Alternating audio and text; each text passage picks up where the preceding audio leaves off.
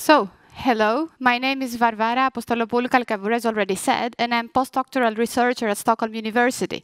Today, I'm going to present you a combination of my PhD and postdoc work entitled Cellulose Nanomaterials for Thermal Insulation and Packaging Applications Following the Circular Economy Principles. So if we start from the wood, we can prepare wood pulp, and then by different routes, chemical and mechanical disintegration routes, we obtain cellulose nanomaterials that they are the cellulose nanocrystals and the cellulose nanofibrils. And I used those materials as building blocks in order to prepare highly porous foams and aerosols for thermal insulation applications. And possibly, they have the potential to replace the current fossil-based materials that they are used for thermal insulation.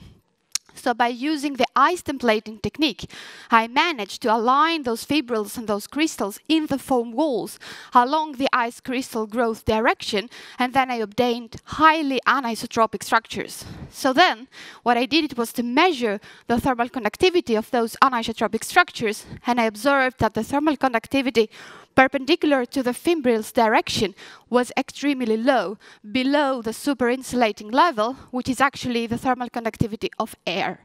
And if you can see from the graph here, it was showing a non-monotonic behavior where it decreased and increased. And after a combination of experiments and molecular dynamic simulations, I understood that there is a competing mechanism between the swelling and the increasing distance and the replacement of air with water. Because actually in the first case, we break the phonon bridges and we reformulate them afterwards.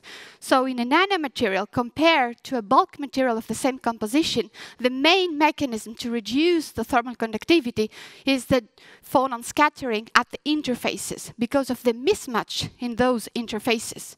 So further on, because I really wanted to increase the sustainability of those materials, what I'm doing now is to introduce waste textiles as raw materials instead of using the pristine resource.